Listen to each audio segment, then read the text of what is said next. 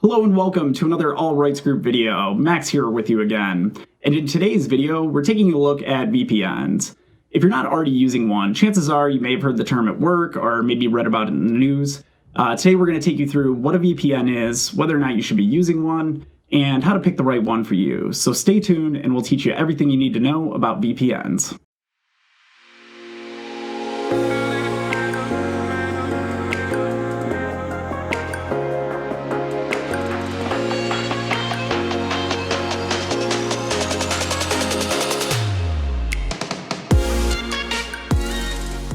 To start, let's dive into what a VPN is. VPN stands for Virtual Private Network, and what it does is allow devices on two different networks to communicate like they would if they were on the same network.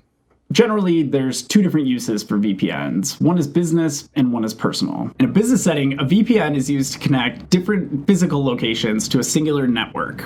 Remote workers can then log into the VPN and access those resources from anywhere as long as they have an internet connection. When it comes to personal use, the primary reason for a VPN is security.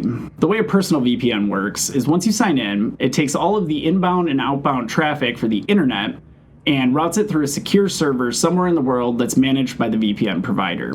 So it essentially takes that device's home address on the internet, which is its public IP address, and then masks it so it's hidden from any unwelcome callers. Which leads us into whether or not you should be using a VPN.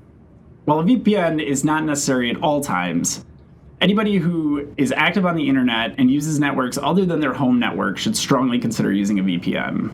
Public networks, like at hotels and coffee shops, are notoriously insecure. So if you travel a lot or you browse the web a lot at Starbucks, a VPN is a must-have. Home networks are generally more secure as long as they have a password because you have to be in the physical range of that Wi-Fi in order to access the network. But if you live in an apartment building, you may want to consider a VPN. However, at that point, you would want to look at a VPN router, which would route any device connected to the router instead of having to set up each device individually. Another reason you may want to look into a VPN is related to the global server locations available from most VPN providers. When you're connecting to a VPN, many of the providers will allow you to connect to servers in different countries. If you connect to one of these, you'll be served web content as if you were physically sitting in that host country. So what this does is allows you to unlock content from all over the world on your favorite streaming services like Netflix and Hulu. Of course, going the other way, it can also be used in countries with internet restrictions to bypass those restrictions. So how do you find the right VPN for you? Chances are, if you fall into the business category, you don't really have much say in the matter, and your IT department will set everything up for you. When it comes to personal use, on the other hand, there's an abundance of options, and it really comes down to picking the right one for you at the right price. Most VPN providers offer a monthly, annual, and some even a lifetime subscription for a set amount of simultaneous connections.